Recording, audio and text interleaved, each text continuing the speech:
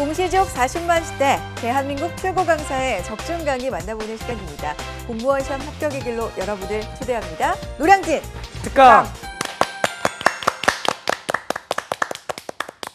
네, 노량진 특강에 오신 여러분 환영합니다. 자, 오늘 출발은요, 국민의 안전, 치안을 담당하는 정말 중요한 직렬이라고 할 수 있죠. 경찰 공무원에 대한 이야기로 시작해 볼까 합니다. 경찰 공무원은요, 일반적으로 본청, 지방청, 그리고 경찰서, 순찰지구대에서 근무를 하게 되는데 예전에는 2교대 근무가 보편적이었습니다. 그런데 옛날 이야기가 된 지 오래고요. 3교대 근무로 되면서 복지가 좀 더 강화되고 있다. 이렇게 말씀드릴 수 있을 것 같아요. 시험 과목은요, 필기, 서류, 신체검사, 체력검사, 적성검사, 면접 순으로 진행이 되고 있습니다. 각 시험 성적 반영 비율에 따라서 고득점자 순으로 합격자를 결정을 하게 되는데 올해 시험 어떻게 치러지는지 한번 살펴보도록 할게요. 올해는요, 두 차례에 걸쳐서 약 2,928명을 선발할 예정이라고 합니다. 굉장히 많이 선발하는 거 아닌가라고 하실 테지만 그렇지는 않습니다. 아쉬운 소식이지만 지난해에 비해서 좀 줄어든 숫자라고 해요. 3,500여 명을 뽑았었는데 18% 감소한 비율로 올해는 예정이 되어 있습니다. 특히 여경의 경우에는 더욱더 경쟁률이 치열할 것으로 예상이 되는데요. 전체 인원의 10% 242명을 뽑을 것으로 예상이 되고 있어서 경쟁률로 따지면 300대 1의 정말 높은 경쟁률을 뚫어야 하는 거죠. 자, 경찰 공무원 준비하시는 분들 정말 많은 걸로 알고 있는데 9월에 치러지는 2차 시험의 합격선이 좀 더 높아질 예정이라고 하니까 실력을 유감없이 발휘하실 수 있도록 좀 꼼꼼하게 준비하실 필요가 있을 것 같습니다. 자, 오늘도 공무원 시험을 준비하고 있는 두 학생과 함께하겠습니다. 안녕하세요. 반갑습니다. 경찰 공무원 얘기로 시작했잖아요. 광규 학생한테 그럼 질문을 안 할 수가 없죠. 경찰 공무원 준비하고 있죠. 네. 제가 말씀드린 게 분위기가 맞아요? 그렇게 경쟁률이 좀 올라갈 거다라고 다들 예상하고 맞아요. 있나요? 점점 줄어왔어요. 그래요. 15년도 기점으로 해서 16년도 줄고 17년도 줄었어요. 아, 그래요. 네. 그럼 경쟁률은 높아지고 점점 더 많이 몰리고 있고 합격선은 높아지고 어때요, 기분이? 뭐 어쩔 수 없잖아요. 열심히 한 사람이 어쨌든 합격하는 거고 하니까 이제 시험이 9월이거든요. 그쵸. 네, 9월이니까 그때까지 더 열심히 해서 합격할 수 있도록 노력할 그래요. 것입니다. 현실에 맞춰서 좀 열심히 노력하는 게 필요하지 않을까 생각이 듭니다. 자, 앞서 말씀드린 공채 외에도 올해는요, 100일 경비단이라고 들어보셨죠? 240명을 채용을 하는데 100일 경비단에 대해서 좀 소개를 해드릴까요? 서울특별시 지방경찰청 소속 경찰기관입니다. 하는 일은요, 청와대 내부의 경비, 순찰 업무를 주로 담당하게 되는데 올해 공채가 이루어져요. 전의경 150명, 또 경찰행정 120명 이렇게 채용을 할 예정이라고 하니까 염두에 두셨다가 자신에게 맞는 분야 도전해 보셔도 좋을 것 같습니다. 자, 오늘도 공무원 시험을 준비하고 있는 여러분을 위해서 알찬 강의 준비해 놓고 있습니다. 공무원 사회 마스터 서호성 교수님의 강의 지금부터 박수로 청해 듣겠습니다.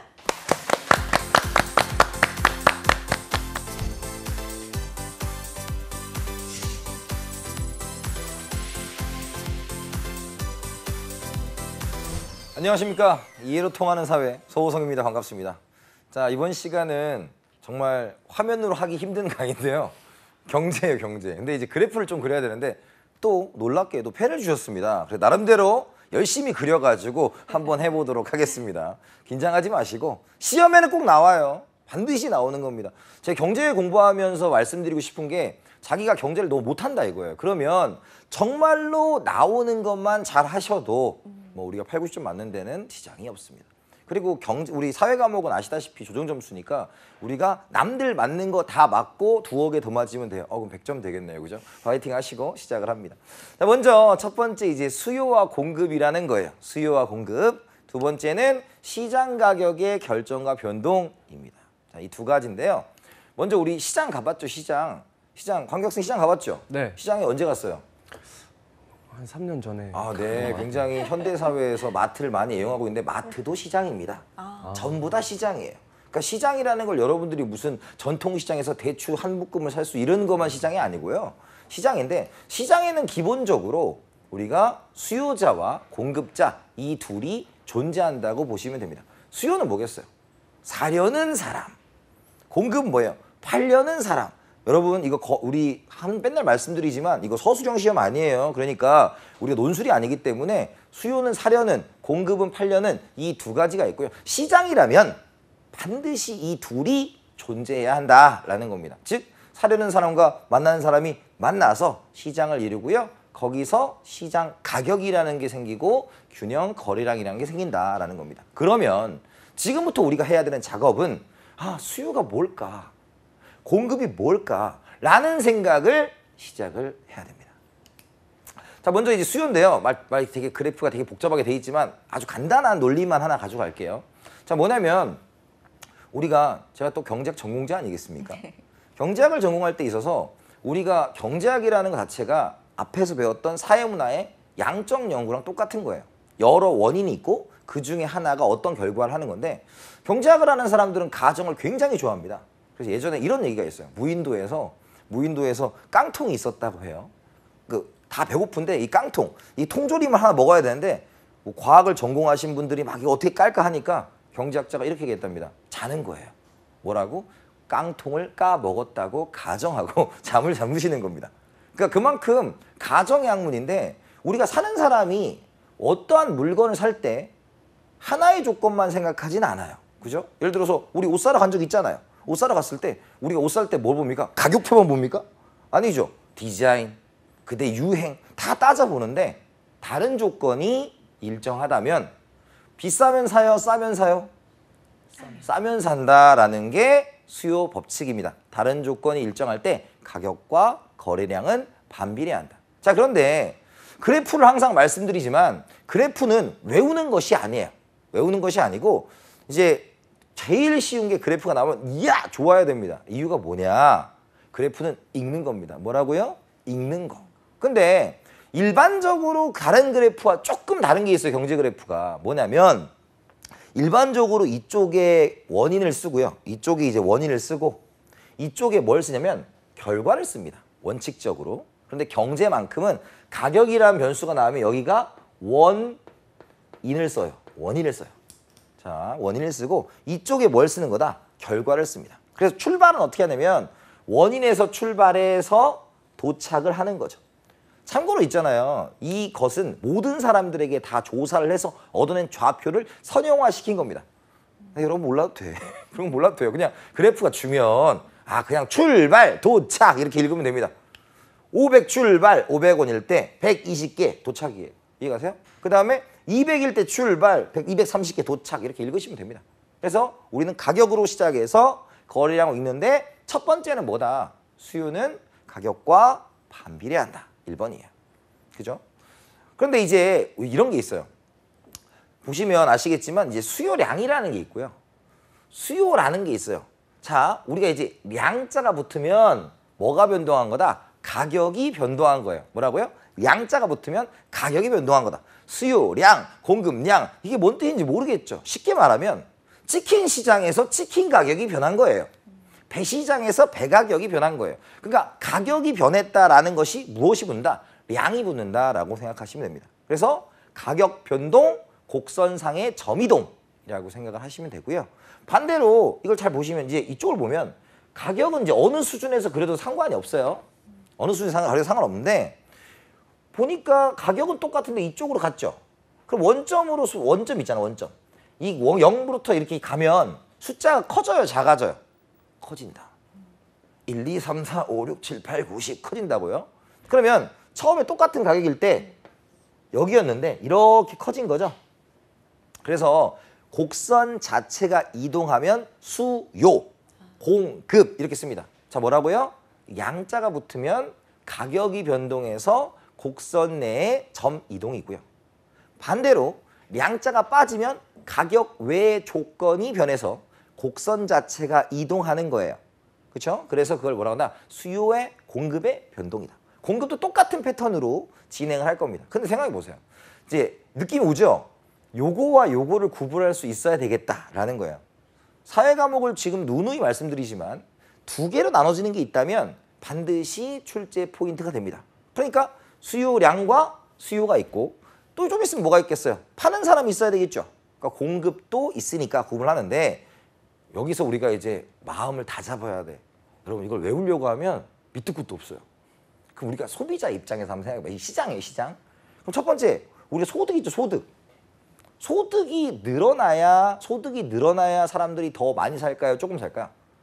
많이 사겠죠. 그럼 소득이 증가할 때, 물론 여긴 정상제라는 가정이 있습니다만 정상제일 경우, 정상제라는 것은 그냥 정상적인 거예요. 내 소득이 늘어나면 우리가 쉽게 말해서 소득이 늘어나면 우리 외식 많이 할 거예요, 조금 할 거예요? 많이 하겠죠. 그게 정상제다 이렇게 생각하면 돼요. 그다음에 인구도 마찬가지로 늘어났을 때 수요가 증가하는 것이고요. 세 번째, 기호 있죠.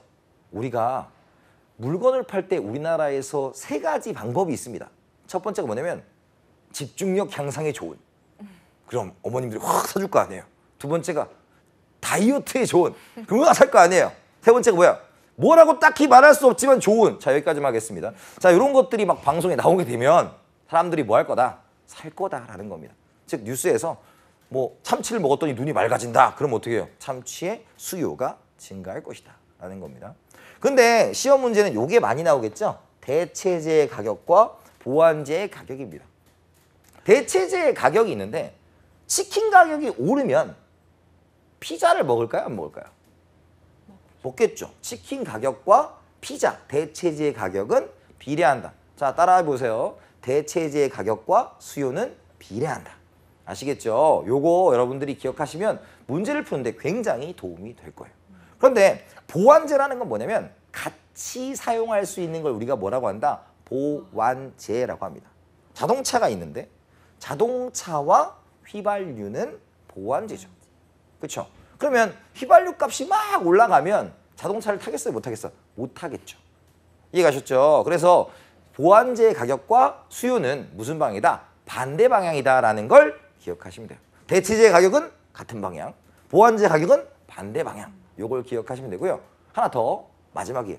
이제 우리가 조금 있다가 수요와 공급을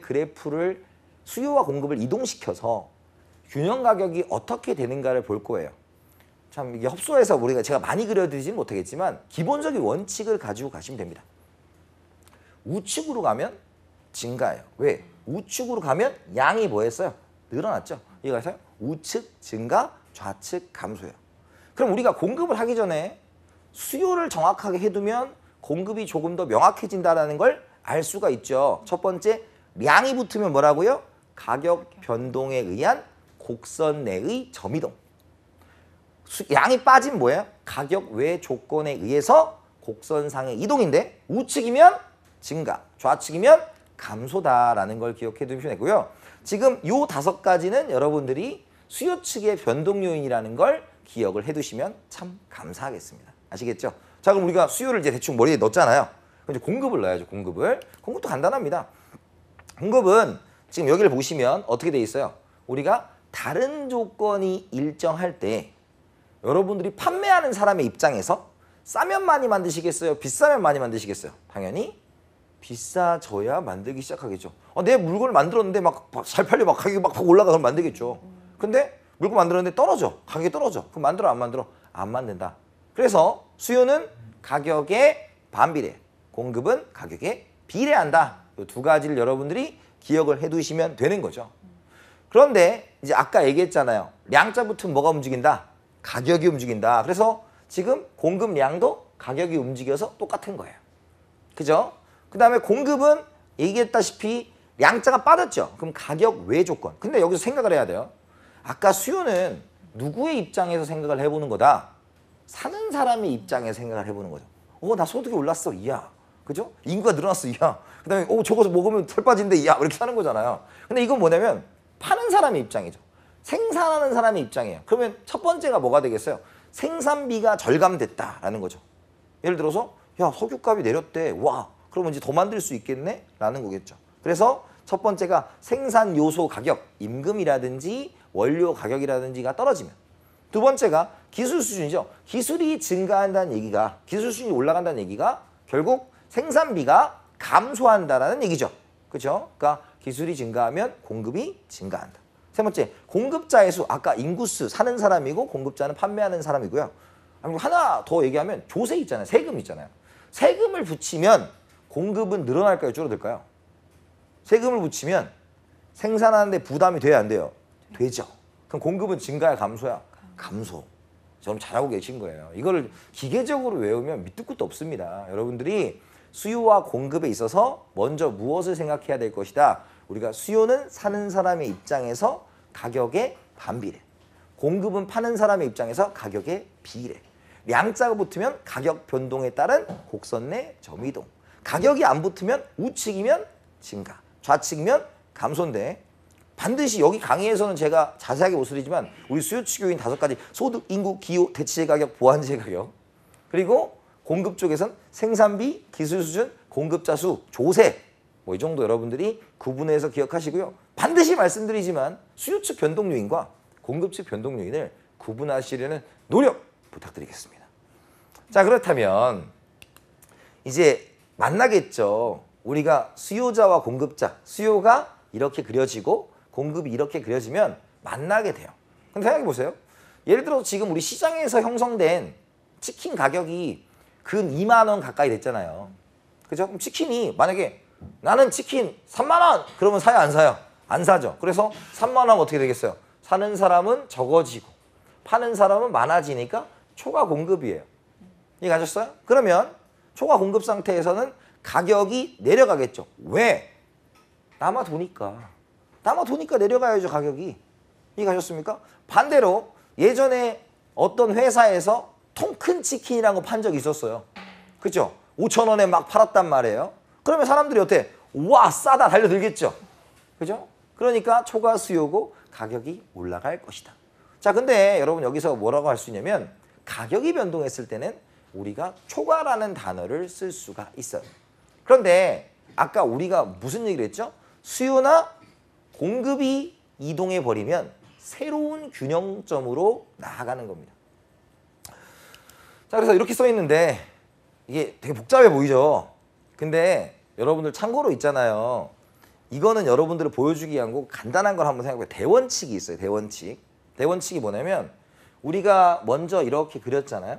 이렇게 그렸어요. 그러면 가격과 거래량을 그렸어요. 그럼 문제에서 첫 번째가 량이 주어진 경우가 있어요. 뭔 양이 주어졌다. 그럼 수요가 공급보다 크다. 뭐 공급이 수요보다 작다. 뭐 이런 얘기 있잖아요.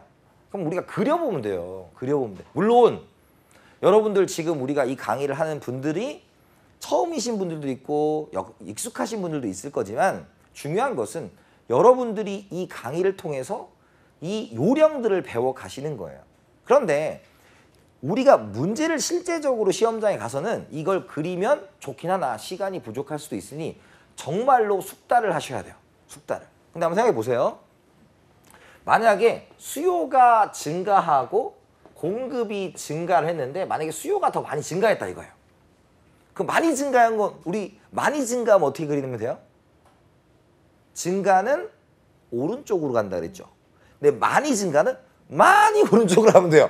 이해가요? 그러니까 너무 어렵게 생각하지 말라고. 그러니까 증가는 오른쪽, 감소는 왼쪽인데 많이 증가하면 많이 오른쪽 가면 되고 적게 증가하면 적게 오른쪽 가면 돼요. 그러면 지금 수요가 많이 증가했으니까 이게 수요고 이게 공급이었잖아요. 그죠? 그럼 수요가 어떻게 돼? 많이 오른쪽으로 가면 되고요. 공급이 조금 오른쪽으로 가면 되죠. 그래서 처음에 균형 가격과 거래량은 여기가 되고요. 그 다음에 나중 균형 가격 거래량은 이렇게 되니 가격도 올라가고 거래량도 뭐했다? 증가했다. 이렇게 보시는 거예요.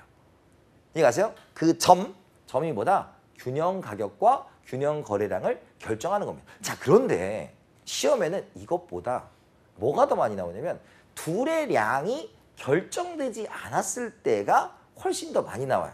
근데 이건 어렵지 않아요. 잘 보세요 한번. 이렇게 생각하면 돼요. 자, 이렇게 있으면 P, 0, Q 해서 이런 문제에서 이렇게 점을 하나 주고 이렇게 equilibrium, 균형이라는 단어를 쓰는데 이 이자가 있으면요. 이 X자를 그려주는 거예요. 그러니까 E는 이렇게 X를 이렇게 그려주는 거죠. X 했더니 선생님 X는 배운 적이 없죠. 아니 수요와 공급을 그린다는 얘기예요. 수요 공급. 그래서 여기가 뭐예요? 수요고 얘가 공급이에요. 여기까지 갔어요? 자, 그러면 여러분들한테 얘기를 할 수 있는 게 뭐냐면 지금 아까 첫 번째 그려준 건 우리가 정확히 아는 거였어요. 증가하면 오른쪽, 감소면 왼쪽, 많이 증가하면 많이 오른쪽, 적게 증가하면 적게 오른쪽이었죠. 많이 감소면 뭐겠어? 많이 왼쪽이에요. 이해 가세요? 근데 양이 주어지지 않았다라고 하는 것은 어떠한 가능성도 있다라는 얘기예요. 그게 훨씬 더 많이 나와요. 예전에 이런 사건이 있었어요. 작년인가? 킹크랩 회사에서 문제가 생긴 적이 있습니다. 킹크랩을 많이 사갖고 와가지고 내가 한번 돈을 벌어볼 거야 라고 했는데 문제는 킹크랩이 안 팔리는 거예요. 안 팔려. 그럼 안 팔리니까 어떻게 해서 진짜 많이 사왔어. 막 한 200톤? 막 이렇게 사왔어요. 근데 안 팔리니까 아시다시피 수산물은 죽으면 의미가 없잖아요. 그래서 죽기 전에 팔자 그래서 확 판 거예요. 그죠? 그러면 그 내놨으니까 뭐가 증가한 거예요? 공급이 증가한 거죠. 그랬더니 뉴스에 나온 거야. 와, 킹크랩이 싸다. 왜냐면 한쪽에서 많이 내놓았다는 것은 다른 쪽도 킹크랩을 지금 팔지 않으면 나도 죽은 거 팔게 되잖아요. 그 한꺼번에 막 내놓은 거예요. 공급이 증가했는데 뉴스에 나온 거죠. 지금 노량진에서는 킹크랩을 아주 싼 가격에 먹을 수 있습니다. 라는 뉴스가 나왔어요. 그러니까 사람들이 간 거죠. 근데 막상 가보니까 가격이 싸지 않은 거예요. 그러니까 사람들이 물어본 거죠.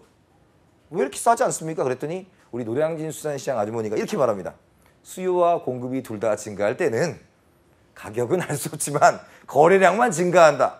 이거 못하면 노량진 아주머니 무시하는 건 아닙니다만 그분을 능가하시지 못하는 거예요. 이해가세요? 시작합니다. 자, 정확하게 얘기하면 양을 정하지 않았어요. 우리가. 양을 정하지 않았어요. 그럼 봐봐요. 여기 있죠? 그럼 수요는 어느 쪽으로 해야 돼요? 자, 먼저 지금 기준점을 잡으면 이쪽이 뭐였어? 가격이죠? 이쪽이 뭐예요? 수량이죠. 그죠? 그러면 가격과 수량을 봤을 때 지금 위로 가면 가격이 뭐 한 거예요? 증가한 거고 밑으로 가면 떨어진 거예요. 얘는 왼쪽으로 가면 감소고 오른쪽이면 증가죠. 그러니까 지금 여기는 두 가지의 그런 것들을 넣어놓은 거란 말이에요. 자, 여기까지 됐어요? 그럼 수요를 증가시켜 보세요. 하나, 둘, 세 개만 그릴게요. 그죠? 그럼 오른쪽으로 가니까 증가죠. 공급도 하나, 둘, 셋 이렇게 가죠. 그럼 규정점이 하나, 둘, 셋, 넷, 다, 일곱, 여덟 이렇게 나오잖아요. 그럼 이 점을 한번 보세요. 이 점은 가격은 어떻게 됐어요? 떨어졌어요. 그죠? 이 점을 보세요. 얘는 가격은 뭐예요? 올라갔죠. 정확한 양이 나와 있지 않을 때는 가격은 처음보다 떨어질 수도 있고요. 올라갈 수도 있어요. 왜? 그 쉽게 생각해 보면 사려는 사람의 사려는 사람보다 팔려는 사람이 훨씬 많이 나온다 이거예요. 그러면 당연히 물건값은 떨어진다는 거죠. 이게 여러분들이 많이 하는 착각 중에 하나예요. 왜? 수요에만 눈길이 가요. 그죠? 살려고 하니까 우와 가격이 올랐겠다. 그게 아니라는 거죠. 그래서 여러분들한테 뭐라고 하냐면 지금 하지만 가격은 떨어지고 올라가지만 거래량 다 어때요? 다 처음보다 이쪽으로만 가 있죠. 그러니까 거래량은 증가합니다. 그래서 가격은 알 수 없으나 거래량은 뭐한다? 증가한다라고 볼 수가 있어요. 그러니까 이걸 이제 기억하시는 방법은 우리가 수요와 공급이 둘 다 감소할 경우는요. 둘 다 증가하거나 감소할 경우는 거래량이 따라가요. 거래량이 따라가요. 봐봐요. 수요 증가, 그 다음에 둘 다 감소했죠. 증가, 감소하면 이렇게 따라가요. 이해가셨죠? 근데 만약에 수요 증가와 공급 감소, 수요 감소, 공급 증가는 한번 생각해 보세요. 수요가 증가하고 공급이 줄어들었어요. 그러면 사려는 사람은 많아졌어요. 팔려는 사람은 없어요. 그럼 가격이 당연히 뭐 하겠어요? 올라가겠죠. 그죠? 반대로 수요 감소, 공급 증가는 사려는 사람은 뭐 하고? 없고. 팔려는 사람은 많아. 그러면 가격이 뭐 하겠어? 올라가겠죠. 그래서 위에는 여러분들이 간단하게 그려보시면 되는데 밑에는 기억하는 방법이 방향이 같으면 수요와 공급의 방향이 같으면 거래량이 따라간다. 가격은 알 수 없다. 수요와 공급의 가격이 다르면 거래량을 알 수 없지만 수요 방향과 가격이 같이 간다라는 거예요. 그래서 여러분들이 그려보셨으면 좋겠다라는 말씀을 드리면서 자, 이번 시간에 얘기를 하는 이 얘기로 이제 간단하게 문제를 마무리 지을게요. 첫 번째가 닭고기 가격이 상승했어요. 그러면 수요예요, 수요량이에요? 수요량이죠. 가격이 변했으니까. 그러면 닭고기의 수요량이 감소했죠. 닭고기와 돼지고기의 차이가 있죠. 그럼 닭고기와 돼지고기는 대체제예요, 보완제예요? 설마 닭고기, 돼지고기 싸먹는 건 아니죠, 지금. 그죠? 대체제. 그럼 대체제의 가격이 상승했으니까 돼지고기의 수요예요, 수요량이에요? 수요죠. 가격이 아니니까. 그죠? 그 다음에 돼지고기의 가격이 뭐 할 거다? 상승할 거다. 라는 거죠. 하나 더. 각국에선 소형주택에 대한 선호가 높아져서 선호가 높아지면 수요가 뭐 해야 돼요? 증가한 거죠. 그럼 수요가 증가하고 소형주택 가격이 상승했고요. 이것에 따라 건설사는 공급량을 늘리고 있으니까 량이니까 지금 뭐예요? 공급은 움직인 적이 없어요. 그래서 정답은 몇 번이 되냐면 1번이 되는 거예요. 수요가 증가하고 가격이 따라갔다. 이해 가셨죠? 그래서 여러분들한테 얘기해주고 싶은 게 뭐냐? 첫 번째, 수요는 가격에 뭐하고 반비례하고 공급은 가격에 비례한다. 두 번째, 량이 붙으면 가격 변동이고요. 량이 안 붙으면 가격 이외의 변동이다 라는 것이고, 세 번째는 수요 공급이 모두 증가하면 우측, 감소하면 좌측 이동이고요. 마지막으로 우리가 균형 가격과 거래량을 할 때는 둘 다 변할 때 량이 안 붙었을 때 있잖아요. 정확한 양이 안 나왔을 때 그걸 여러분들이 인지하시는 거고, 맨 마지막 걸 하기 위해서 수요와 공급을 정리한 겁니다. 아시겠죠? 그렇게 해서 여러분들 복습 철저히 하시고요. 수고하셨고 다음에 더 멋진 강의로 찾아뵙겠습니다. 감사합니다.